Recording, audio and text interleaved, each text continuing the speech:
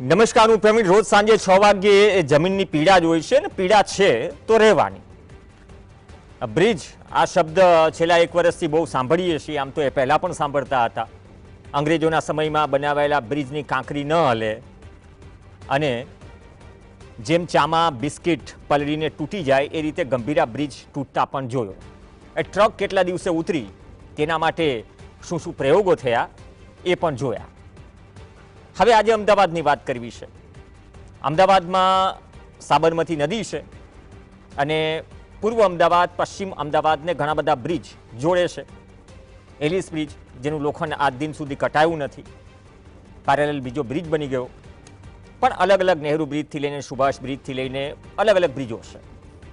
પણ આ બ્રિજમાં અચાનક જ તમે આશ્રમ રોડ પર હોય, કેમ કે આશ્રમ રોડ જ્યાં ગાંધી આશ્રમ જવાય એને આશ્રમ રોડ કહેવાય, પાલડીથી તમે જાઓ, અચાનકથી જ બેરિકેટિંગ ગોઠવાઈ જાય અને કહેવામાં આવે કે નહીં, આ બ્રિજ તો અવર જવર માટે બંધ છે, તમારે ગાંધી આશ્રમ થઈને બીજા રસ્તેથી જવું પડશે. વાત સુભાષ બ્રિજની થઈ રહી છે. સુભાષ બ્રિજમાં તિરાડો કેટલી છે એ દિવસે પણ દેખાય, રાત્રે પણ દેખાય. હવે આ તિરાડ છે કે બેસી ગયો છે એ એન્જિનિયરને ખબર. અમે કોઈ પર્ટિક્યુલરલી હું એક્સપર્ટ નથી, પણ અચાનક બ્રિજ બંધ કરવો પડ્યો. એકાએક જે આખા ગામને ધંધે લગાડ્યું, આવી નોબત આવી કઈ રીતે? વધુ એક બ્રિજ અગાઉ જે 15 દિવસ માટે રિપેરિંગ માટે બંધ કરાયો હતો, વિશાલા બ્રિજ, 15 મહિના માટે ફરી શરૂ કરાયો, ફરી ભારે વાહનો માટે બંધ કરાયો. જ્યારથી ગંભીરા બ્રિજની દુર્ઘટના ઘટી છે, આ સરકાર અને સિસ્ટમની સ્થિતિ એવી છે કે એક વિભાગમાં ઘટના બને એટલે ધારે ધારા ઉતારી દેવાના, ઇન્સ્પેક્શન કરો, ઇન્સ્પેક્શન થાય. આ બ્રિજનું પણ થયું હતું. આજે વિપક્ષે પણ મુલાકાત લીધી. પણ આ તિરાડ ગંભીર છે. આ તિરાડ માત્ર બ્રિજમાં છે કે આ સિસ્ટમમાં છે? કેમ કે આ સિસ્ટમ જ તલાટીઓને શ્વાન એટલે કે કૂતરાની ગણતરી કરવાનો ઓર્ડર કરે, તીડ ઉડાડવાનો ઓર્ડર કરે, કંઈ પણ કરાવી શકે. સુપરમેન, સ્પાઈડરમેન બધા જ કર્મચારીઓ છે, સરકારી કર્મચારીઓ. તો હવે સુભાષ બ્રિજમાં જે તિરાડ પડી, ગઈકાલે સાંજે અચાનક જ બ્રિજ બંધ કરી દેવામાં આવ્યો અને એક નોટિસ આવે છે કોર્પોરેશનની. એ નોટિસમાં શબ્દનો ઉપયોગ ક્ષતિ તરીકે થાય છે. ક્ષતિ છે તો 5 દિવસ માટે બંધ, તિરાડ શબ્દનો ઉપયોગ નથી. હવે એમ કહેવામાં આવી રહ્યું છે કે બ્રિજનું ઇન્સ્પેક્શન થયું પણ રિપોર્ટ જાહેર નથી કર્યો. વિપક્ષનું કહેવું છે અગાઉ માર્ચ 2025 પછી 16 બ્રિજ સહિત ઘણા બધા બ્રિજનું ઇન્સ્પેક્શન થયું, પણ રિપોર્ટ ક્યાં છે?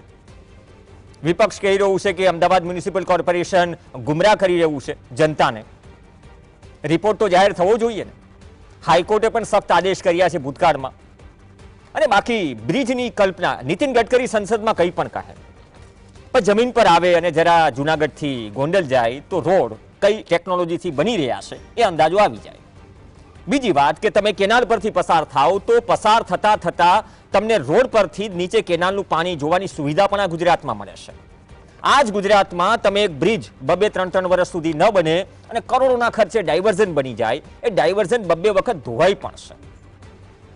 હા, કેમ કે એ જે કહેવત છે ને કે પૈસા પાણીમાં ગયા, એને પ્રેક્ટિકલી સાબિત પણ કરે છે. અદ્ભુત. આરએનબી વિભાગ, રોડ એન્ડ બિલ્ડિંગ, જ્યારે ગંભીરા બ્રિજ પડ્યો ત્યારે ઇન્સ્પેક્શનની વાત આવી હતી. પૂર્વ મંત્રી, આમ તો મંત્રી છે પણ ત્યારે સરકારના પ્રવક્તા પણ હતા, ડોક્ટર ઋષિકેશ પટેલ, તેમને કહ્યું હતું ઇન્સ્પેક્શન થયું હતું, રિપેરિંગ થયું હતું ગંભીરા બ્રિજના કેસમાં. હવે આ કેસમાં પણ કહેવાઈ રહ્યું છે. તો સવાલ એ છે કે ઇન્સ્પેક્શન થયું કેવું? થયું છે તો પબ્લિક ડોમેનમાં રિપોર્ટ છે કે નહીં? પોલ્યુશન ભલે વધે પરંતુ અંડર કન્સ્ટ્રક્શન બિલ્ડિંગમાં તમે લીલા પડદા નહીં લગાવો, 1 વર્ષ લાગ્યા. એર ક્વોલિટી ઇન્ડેક્સ જે સૂચિત કરે કે તમે જે વિસ્તારમાં છો એ વિસ્તારની હવા શ્વાસ લેવા લાયક નથી, એ સ્ક્રીનો બંધ છે. બાકી સરકારી જાહેરાત તો ધમધોકાર હોય છે. જ્યારે કોઈ શીર્ષસ્થ નેતૃત્વ અમદાવાદમાં આવે, હોર્ડિંગ્સ તો તમને 500 મીટરના અંતરે જોવા મળી જશે. બાય ધ વે, એના કરતાં વધારે ડાયવર્ઝન જોવા મળશે. રિંગ રોડ પરના બ્રિજ, ટ્રાફિક, આ બધું જ જોઈ લેજો.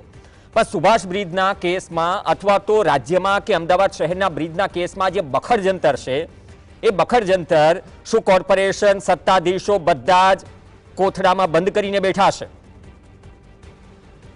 સાચવજો, તમારો જીવ તમારા હાથમાં હશે એવા બોર્ડ પણ લાગેલા ન જોવા મળે તો નવાઈ નહીં, કારણ કે અંતે 4 લાખની સહાય તો છે જ. આ પીડા એ લોકોની છે, ગઈકાલે 1.5 કલાક સુધી ટ્રાફિકમાં ફસાયા, અચાનક જ બેરિકેટિંગ લાગી ગયું, પોલીસ પાસે તો શું જવાબ હોય? હવે પ્રશ્ન એ છે કે આ બધા જ બ્રિજનું ઇન્સ્પેક્શન થયું અને માર્ચ 2024માં કે 2024માં જે ઇન્સ્પેક્શન થયું હતું તેમાં શું ગંભીરા બ્રિજ સામેલ હતો? ગંભીરા બ્રિજની દુર્ઘટના તો ઘટી ગઈ.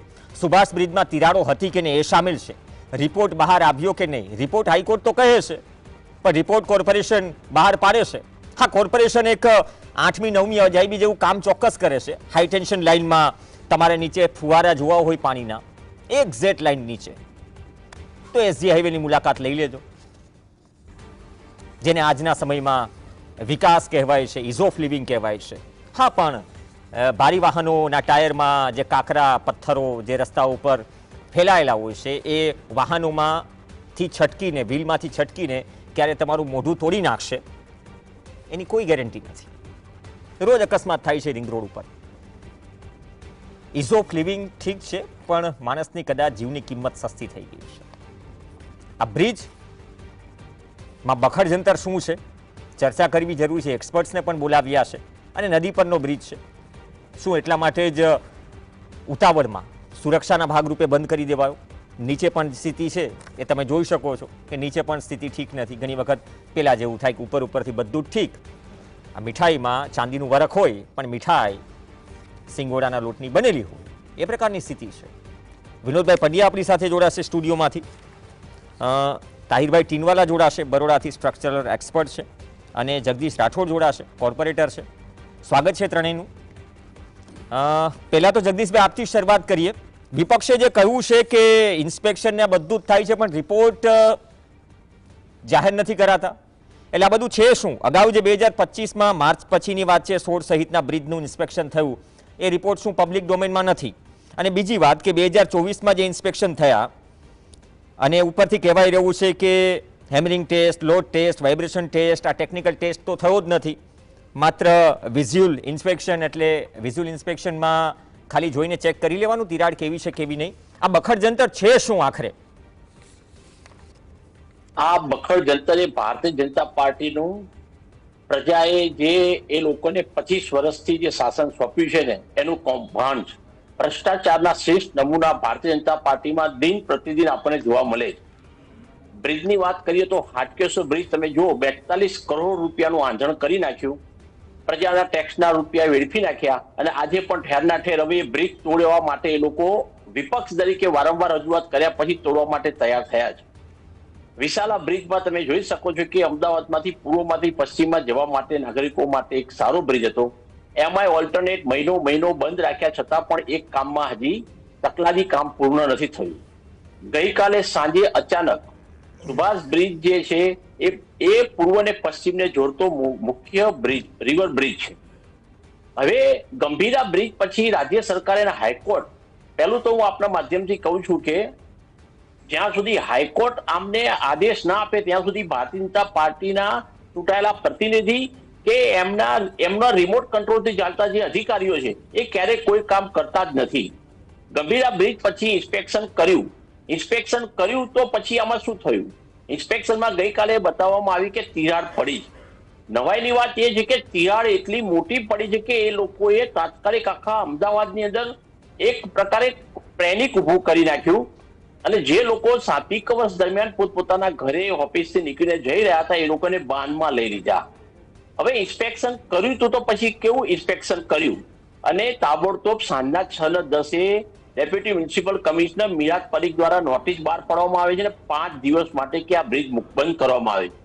શું 5 દિવસમાં આ જે તિરાડ પડી છે રિપેર થઈ શકશે? હું આપણા માધ્યમથી કહેવા માંગુ છું, જેવી રીતે હાટકેશ્વર બ્રિજ પૂર્વ વિસ્તારમાં ભારતીય જનતા પાર્ટીના ભ્રષ્ટાચારનો શ્રેષ્ઠ નમૂનો બન્યો, એવી હાલત આ લોકો સુભાષ બ્રિજ ઉપર કરવાના જ. કમનસીબે જો દુર્ઘટના થઈ હોત તો આ અમદાવાદના કરદાતાના જાનની કિંમત શું? આ લોકો ઇન્સ્પેક્શન કરે છે. હું આપના માધ્યમથી કહેવા માંગુ છું કે ચૂંટાયેલા પ્રતિનિધિ માત્ર હરપાળસિંહ ઝાલા જેવા ડેપ્યુટી સિટી ઇજનેર જે પ્રમાણે આ લોકોને દોરે છે એ પ્રમાણે આ લોકો દોરાવતા હોય છે. કોઈ જગ્યાએ ચૂંટાયેલા પ્રતિનિધિ બેઠેલા કમિટીના ચેરમેન હોય કે કોઈ પણ જવાબદાર વ્યક્તિઓ રોડ એન્ડ બિલ્ડિંગના, એ લોકો ક્યારે પોતાનું મગજ વાપરીને પ્રજાના હિત માટે કે પ્રજાના સુખાકારી માટે ક્યારે એસી ચેમ્બરમાંથી બહાર આવીને કોઈ નિર્ણય લેતા નથી. જગદીશભાઈ, અધિકારી અને જનરલ બાબુઓનું રાજ ચાલે બોર્ડમાં છે. કે સભામાં આ બ્રિજના ઇન્સ્પેક્શનના રિપોર્ટ શું પબ્લિક ડોમેનમાં હોય છે? તમે માગ્યા છે, અપાયા છે? કેમ કે 82 બ્રિજના ઇન્સ્પેક્શન થયા, તમે 82 બ્રિજના ઇન્સ્પેક્શનના રિપોર્ટ જાહેર કરવાની માંગ કરી રહ્યા છો. જી, જો લાસ્ટ ટાઈમ છેલ્લા ઘણા સમયથી અમે હાટકેશ્વર બ્રિજને લઈને અમદાવાદના વિપક્ષ તરીકે અમે પ્રશ્નો રજૂ કર્યા હતા. એમાં અમદાવાદના બધા બ્રિજોની વાત અમે કરી હતી. આ હાટકેશ્વર બ્રિજ તોડવાની કામગીરી પણ વિપક્ષે સતત એ લોકોને દબાણ કર્યું, ત્યારે એ લોકો તોડવા માટે તૈયાર થયા છે. રહ્યો સવાલ ઇન્સ્પેક્શનના આ મુદ્દા રજૂ કરવાનો, તો એ લોકોએ ક્યારેક કોઈ પણ પ્રકારની આ વાત મુદ્દાસર વાત ક્યારેય રજૂઆત કરી જ નથી. હું કહું, બીજા બી અન્ય બ્રિજો, મણિનગર જે અમારા એલજી બ્રિજ પાસે નાથાલાલ ઝઘડિયા બ્રિજ છે, એની પણ આવી જ હાલત છે. એ પણ ક્યારેક કોઈ જગ્યાએ ક્રેક થશે એટલે એ લોકો અચાનક બંધ કરી દેવાના છે. કોઈ પણ પ્રકારના ઇન્સ્પેક્શનનો સચોટ નિર્ણય અને ટેકનિકલી રીતે જે કરવું જોઈએ એમાંનું કોઈ કામ ભારતીય જનતા પાર્ટી દ્વારા પ્રજા સમક્ષ રજૂ કરવામાં આવતું નથી. ઓકે, તાહિરભાઈ આપણી સાથે જોડાયેલા છે. તાહિરભાઈ, બ્રિજમાં તિરાડ કઈ રીતે પડી છે આપ દ્રશ્યો તો જોયા હશે, અને આ પ્રકારે જ્યારે પણ બ્રિજ મેન્ટેન થાય એક પ્રોટોકોલ હોય છે, જે વિપક્ષ વાત કરી રહ્યું છે કે hammering, load test, vibration test, આ બધા ટેસ્ટ થવા જોઈએ. પણ આ તો મોબાઈલ ઉપર લગાવેલા ટફન ગ્લાસમાં જે તિરાડ પડે ને એક સાથે, એ પ્રકારની તિરાડ પડી છે. અને એવી વાત આવે કે 3 મહિના પહેલા ઇન્સ્પેક્શન થયું હતું. વિપક્ષ કહી રહ્યો છે કે ઇન્સ્પેક્શનનો રિપોર્ટ હાઈકોર્ટના આદેશ બાદ પણ પબ્લિક ડોમેનમાં નથી, અને માત્ર ઇન્સ્પેક્શન જે થઈ રહ્યું છે એ વિઝ્યુઅલ ઇન્સ્પેક્શન થઈ રહ્યું છે. તો આ કઈ રીતે જોઈ રહ્યા છો? અચાનક, કેમ કે કેઓસ વધી ગયો, આશ્રમ રોડ તો ટ્રાફિકથી ધમધમતો વિસ્તાર છે, અચાનક જ સાંજે બેરિકેટિંગ આવી જાય, બંધ કરી દેવાય, કઈ રીતે જોઈ રહ્યા છો આ ઘટનાને? જી નમસ્કાર. આ ઘટનામાં એવું હોય કે કોઈ પણ બ્રિજ હોય તો જનરલી એવરી 5 years કે કોઈ નવો બ્રિજ હોય તો એવરી 10 years મિનિમમ એક ડ્યુરેશન હોય, સરકારે નક્કી કરેલો હોય. એ ડ્યુરેશનની અંદર એનું પ્રોપરલી ઇન્સ્પેક્શન કરવામાં આવે, અને ઇન્સ્પેક્શનની સાથે સાથે એનડીટી ટેસ્ટ સજેસ્ટ કરતા હોઈએ.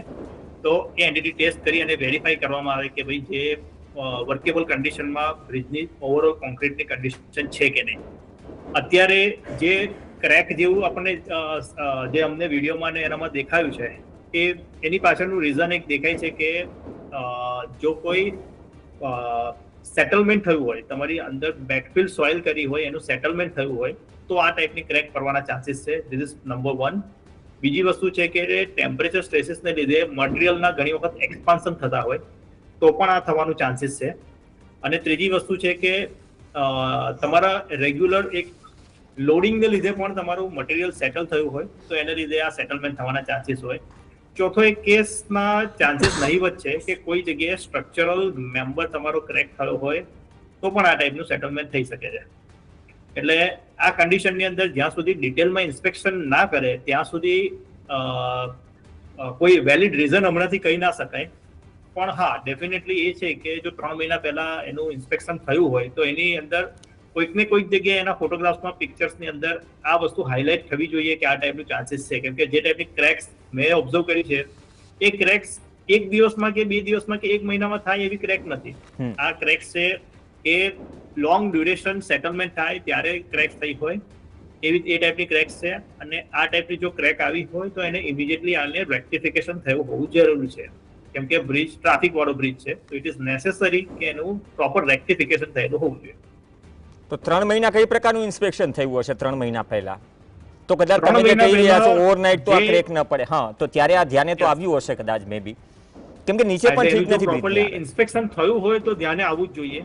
જે પણ એજન્સી એને કામ સોંપ્યું હોય ત્યારે એમાં એ થયું હોવું જોઈએ. બીજી એક સૌથી ઇમ્પોર્ટન્ટ વસ્તુ તમને કહું કે સરકારમાં આજની તારીખે હું જે રીતે જોઉં છું કે સરકારમાં બધા કામો પ્રોપરલી બધી એજન્સીઓને સોંપી દેવામાં આવે છે, બરાબર? એટલે થાય છે શું કે સરકારની કોઈ રિસ્પોન્સિબિલિટી નથી રહેતી એની અંદર. સરકારી એજન્સી તરફથી પણ એક વખત વેરિફિકેશન હંમેશા થયેલું હોવું જોઈએ. આજની ડેટે એવું છે કે કામ કરવાવાળા કોઈ સ્ટ્રક્ચરની એજન્સીને હાયર કરશે, એ બધું ડિઝાઇન કરીને આપશે, રિસ્પોન્સિબિલિટી રહેશે. કોન્ટ્રાક્ટર એની રિસ્પોન્સિબિલિટી રહેશે. પીએમસી એન્જિનિયર્સ છે, પીએમસી પોતાની રિસ્પોન્સિબિલિટી લેશે. થર્ડ પાર્ટી ઇન્સ્પેક્શન છે સોંપ્યું છે જેને, એ પણ પોતાની રિસ્પોન્સિબિલિટી લેશે. પણ આ બધામાંથી સરકારની રિસ્પોન્સિબિલિટી નહીવત થઈ જાય છે. એટલે એક જગ્યાએ કોઈ ક્લોઝ એવો હોવો જોઈએ કે ભાઈ બધી એજન્સી જ્યારે રિવ્યુ કરી રહી છે, બધાને કામ સોંપવામાં આવ્યું છે, ત્યારે સરકારશ્રીના પણ આટલા બધા એન્જિનિયર્સ છે, એમાંથી એ પણ રિસ્પોન્સિબલ હંમેશા હોવા જોઈએ. અને જે કામ થયું છે એનું વેરિફિકેશન થતી વખતે જે બી એજન્સી સાઇન કરે છે, ત્યારે સરકારશ્રી તરફથી પણ એનો એક રિસ્પોન્સિબિલિટીની સાઇન થવી જોઈએ. ઓકે વિનોદભાઈ, સરકારની રિસ્પોન્સિબિલિટી, આમ તો સરકારની જ રિસ્પોન્સિબિલિટી છે. હું અને તમે કે દેશનો નાગરિક સરકારને ટેક્સ ચૂકવે છે, કોઈ એજન્સીને ટેક્સ ચૂકવતું નથી. બીજી વાત, જે મનરેગા કેસમાં સામે આવ્યું હતું, રોડ બન્યા વગર પૈસા ચૂકવાઈ ગયા, એમાં પણ સરકારી અધિકારીઓનું ઇન્વોલ્વમેન્ટ હતું.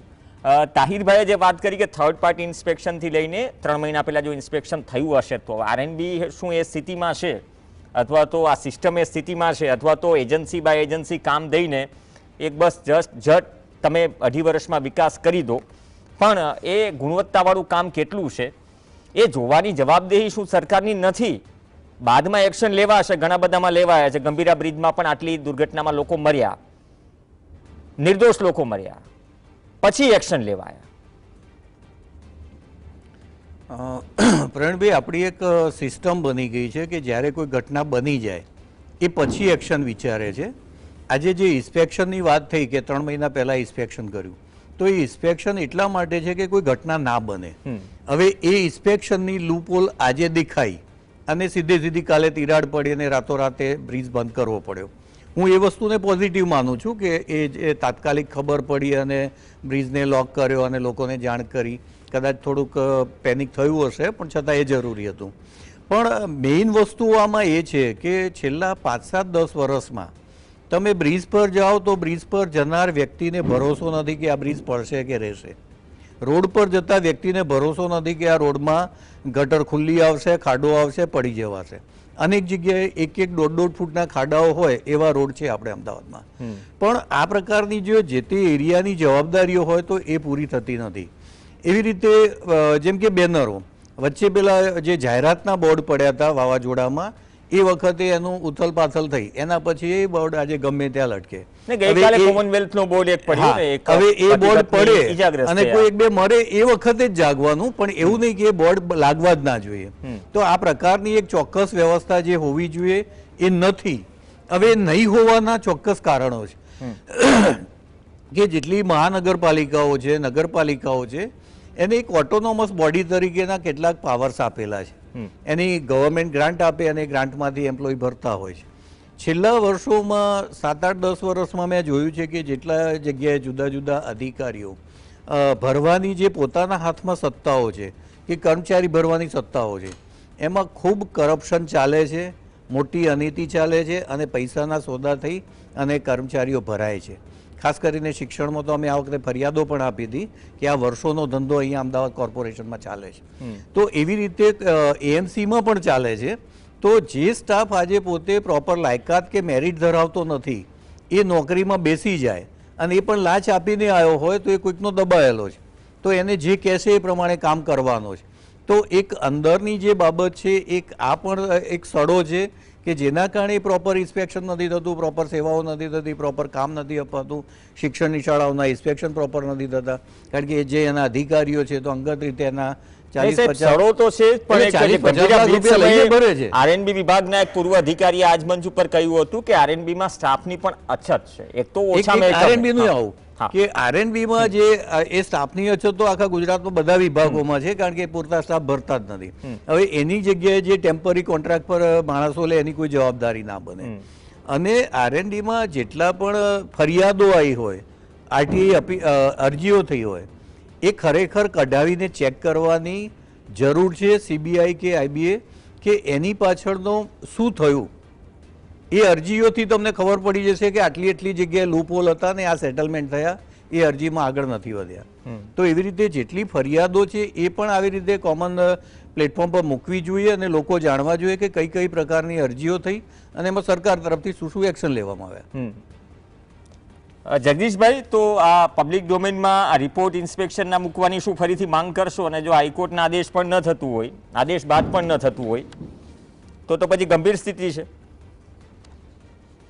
તમે જે રીતે કહી રહ્યા છો કે ઇન્સ્પેક્શનના રિપોર્ટ પબ્લિક ડોમેનમાં નથી, ગેરમાર્ગે દોઈ રહ્યા છે અને ઇન્સ્પેક્શન થઈ રહ્યું છે, ઉપર છલ્લું થઈ રહ્યું છે, વિઝ્યુઅલ ઇન્સ્પેક્શન થઈ રહ્યું છે. ફક્ત વિઝ્યુઅલ લેવામાં આવે છે. આપની વાત સાચી છે. ટેકનિકલી ટીમ દ્વારા ટેકનિકલી જે રિઝલ્ટ જોવા જોઈએ એમાંનું કંઈ થતું નથી. એ લોકો કહે છે કે અમે રિપોર્ટ પબ્લિક ડોમેનમાં મૂક્યા છે. આગામી બોર્ડ બેઠકમાં આના માટે ખૂબ ઉગ્ર પ્રમાણે રજૂઆત કરવામાં આવશે અને સાથે રહીને આ બ્રિજ ઉપરાંત અમદાવાદ શહેરમાં આવેલા જે પણ 70 બ્રિજો એવા છે કે જેનું મેન્ટેનન્સ અમદાવાદ મહાનગરપાલિકા કરી રહી છે, તો એ બાકીના બ્રિજોનું પણ ઇન્સ્પેક્શન બહુ પરફેક્ટ કરવામાં આવે અને આવી રીતે અણધારી રીતે પબ્લિકને સડનલી પેનિક ઊભું કરીને જે પ્રમાણે પબ્લિકને બાનમાં લેવામાં આવી છે અથવા કોઈ પણ પ્રકારની દુર્ઘટના ના થાય એની વિપક્ષ દ્વારા ઉગ્ર માંગણી કરીને રજૂઆત કરવામાં આવશે. અચ્છા, તમે તો માગી શકો, જનતાના સેવક છો, કોર્પોરેટર છો, નગરસેવક છો, માગજો ઇન્સ્પેક્શન રિપોર્ટ, તો અંદાજે એટલીસ્ટ મીડિયા પાસે પણ આવે, કારણ કે મીડિયા પાસે જે માહિતી પહોંચે છે અમારે પણ ખણખોદ કરવી પડે છે, બાકી કોઈ ગણકારતું નથી અને જો લોકોના જીવ જાય તો એ પણ ચલાવી ન લેવાય. તાહિરભાઈ, તો આ કિસ્સામાં હવે શું થશે? જે કોર્પોરેશન કહી રહ્યું છે કે ડિટેલ રિપોર્ટ આવ્યા બાદ નિર્ણય લેશું અમે, એવું કોર્પોરેશનનું કહેવું છે. તમે જે વાત કરી કે ઓવરનાઇટ તો આ તિરાડ ન પડે, પણ ડિટેલ રિપોર્ટમાં પણ શું ઓનેસ્ટી દેખાડાશે? જે ટેકનિકલ ટર્મ્સના આધારે જે ટેસ્ટિંગ થવું જોઈએ અને જે ખરેખર નેકેડ આઇટ્સ જે જોઈ શકે એ જનતાને ઘરે ઉતરવું જોઈએ એ પ્રકારની પ્રક્રિયા શું હોવી જોઈએ? કેમ કે જનતાને જ બ્રિજ પરથી પસાર થવાનું છે. આમાં મારો હું તમને વ્યૂ કહું સાહેબ કે કોઈ પણ કામ આપણી ત્યાં સપોઝ કોઈ બ્રિજ, મેં બીજા 2-3 એવા કિસ્સા સ્ટડી કર્યા કે જેની અંદર મને જોવામાં આવ્યું કે ભાઈ આ ટાઈપની કોઈ પણ નાની એ થયું હોય તો એ કેસના અંદર ડ્યુરેશન જે છે ને એ બહુ જ લાંબો લેવાય છે, જેમાં એકચ્યુઅલી એટલા મોટા ડ્યુરેશનની જરૂર નહીં હોતી. મે બી કદાચ આપણી સિસ્ટમ એટલી ટીડિયસ છે કે એ કરતા એમાં ટાઈમ એટલો જાય છે, બટ એની અંદર સૌથી વધારે હેરાન જે થતી હોય છે એ છે આપણી પબ્લિક, કોમન માણસ છે એ હેરાન થતો હોય છે એની અંદર. અને એ કેસના અંદર શું છે કે આ બધું જે પણ શું કહેવાય ઇન્સ્પેક્શન કરી, વેરિફિકેશન કરીને જે પણ સ્ટ્રેન્થનિંગ કરવાની જરૂર હોય એ ઇમિડિયેટ બેઝ પર કરવી જોઈએ. અને આઈ ડોન્ટ થિંક કે આ એવું કોઈ મેજર વસ્તુ છે કે જે પહેલી વખત થયું છે. This is normal thing. ઘણા બધા સ્ટ્રક્ચરની અંદર કોઈ પણ જગ્યાએ મે બી કોઈ સેટલમેન્ટ થાય છે કે કોઈ પણ લોડિંગના લીધે, એડિશનલ લોડિંગના લીધે પણ સમટાઈમ્સ ક્રેક જનરેટ થતી હોય છે. તો એને ઇમિડિયેટ બેઝ પર એક્શનમાં લઈ અને એને સ્ટ્રેન્થનિંગ કે કરવામાં આવે તો ઇમિડિયેટલી આ બ્રિજ પાછો જનતાના યુઝ માટે ચાલુ થઈ શકે. ઓકે, વડાપ્રધાને બહુ ગંભીર શબ્દો કીધા હતા વિનોદભાઈ, એ વિપક્ષ માટે કીધા હતા, પણ એ શબ્દો શું કોર્પોરેશનના સત્તાધીશોને લાગુ પડે છે કે ડ્રામા નહીં ડિલિવર કરવું? બિલકુલ લાગુ પડે છે. હવે તો આપણા પ્રધાનમંત્રીની તો આદત છે કે ગંભીર શબ્દો ઉપાડી લેવા અને બોલવા. ખરેખર તો ડ્રામા કોણ કરે છે દુનિયા જાણે છે, આખો દેશ જાણે છે કે ડ્રામા કોણ કરે છે. તો સત્તામાં બેસીને એમના તો કામ કરવાના છે, એમને વિપક્ષ શું કરે શું ના કરે એની સાથે સવાલ ના હોવો જોઈએ. પણ આમાં ડિલિવર કરવું પડશે ને કોર્પોરેશને. સ્ટેન્ડિંગ કમિટીના ચેરમેન એક બાઇટ આવીને આપી દે, પાણી તો ભરાય છે, આપણે જાણીએ કોમનવેલ્થ બાજુ 2030માં આપણે ઓર્ગેનાઇઝ કરવાનું છે, પણ મૂળભૂત સુવિધાઓની જે હાલત છે, ઉડતી ધૂળો, મેં એટલે કહ્યું કે અંડર કન્સ્ટ્રક્શન બિલ્ડિંગમાં તો પડદા પણ નથી મળતા, કોણ ચેક કરવા જાય છે? એર ક્વોલિટી ઇન્ડેક્સના પાથિયા બંધ છે, ડિજિટલ બોર્ડ, કાંકરાઓ જેમ તેમ પડ્યા હોય છે. તમે સાણંદ ચોકડી પર ટ્રાફિક જુઓ, જે ડાયવર્ઝન મારેલા છે. એટલે આ બધી વસ્તુઓ હવે શું પ્રજાએ સ્વીકારી લીધી છે કે આદત પડી ગઈ છે? બ્રિજ તો અહીંયા પણ બની રહ્યો છે કર્ણાવતી ક્લબ પાસે, જાણીએ છીએ કે અચાનક તે દિવસે 1.5-2 કલાક કેમ ટ્રાફિક. તો આ જે સિસ્ટમ આખી ઊભી થઈ છે કે ના શહેર આવવું જોઈએ, આનાથી વધારે અપેક્ષા ન રાખો. પ્રવીણભાઈ, આપણે જોયું છે કે વર્ષોથી પ્રજા માટે બોલનારો એક વર્ગ હતો. ઇવન મેં તો એ પણ જોયું છે કે જ્યારે કોંગ્રેસની સત્તા હતી તો કોંગ્રેસના કાર્યકરો અથવા કોંગ્રેસના નેતા કોંગ્રેસ સામે પણ આંદોલન કરતા અથવા તો કોર્ટમાં પીઆઈએલ કરતા.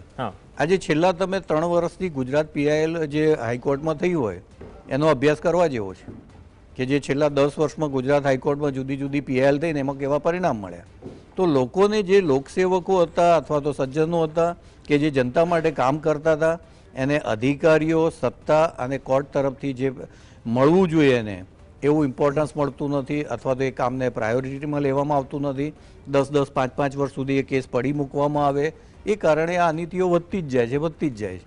અને ઘણા લોકો એના કારણે એ ક્ષેત્ર પોતે જે લોકસેવાનું હતું એ છોડી દે છે, થાકીને છોડી દે છે.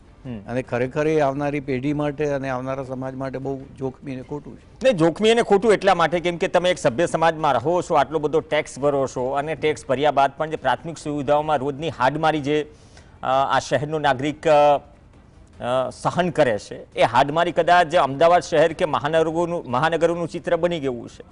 અચાનક ખાડો આવે, ગટરના ઢાંકણા ખુલ્લા હોય, કોઈ પડી જાય, કોઈ જીવ ગુમાવે, કોઈ વીજ વાયર ખુલ્લો પડ્યો હોય, પાણીમાં કરંટ લાગવાથી શોક લાગે, પણ જવાબદારી નક્કી થતી જ નથી. તો જવાબદારી નક્કી કરવાનું કામ પણ સરકારનું છે ને. સરકાર ભલે એજન્સી કે કોન્ટ્રાક્ટ સિસ્ટમથી કંઈ પણ વિકાસ કરે, પણ પ્રધાનમંત્રીએ જે ગંભીર શબ્દો કીધા એ ખરેખર કોઈ પણ મહાનગરપાલિકા કે જિલ્લા તાલુકા પંચાયત કે પછી કોર્પોરેશનમાં બહુ ગંભીરતાથી આ સત્તાધીશોને લેવાની જરૂર છે કે ડ્રામા નહીં, તમે ડિલિવર કરો. હવે જોઈએ ઇન્સ્પેક્શન રિપોર્ટ ક્યારે ડિલિવર થાય છે. અને જે આક્ષેપ લાગ્યો છે કે હાઈકોર્ટના આદેશ બાદ પણ જે ઇન્સ્પેક્શન રિપોર્ટ જે છે અલગ અલગ બ્રિજના એ પબ્લિક ડોમેનમાં નથી, તો પહેલાં પબ્લિક ડોમેનમાં તો લાવો કે માત્ર નારેબાજી થશે. લાગુ બંનેને પડે છે, દરેક રાજકીય પક્ષ, વિપક્ષ, સત્તા પક્ષ બંનેને પણ. અને વિપક્ષ પણ માંગે અમદાવાદ કોર્પોરેશનમાં જ્યારે સભા મળે ત્યારે કે રિપોર્ટ આપો તો જનતાને એટલીસ્ટ ખબર પડે કે આ તમારા બ્રિજ પરથી અમારે હવે પસાર થવું કે ન થવું.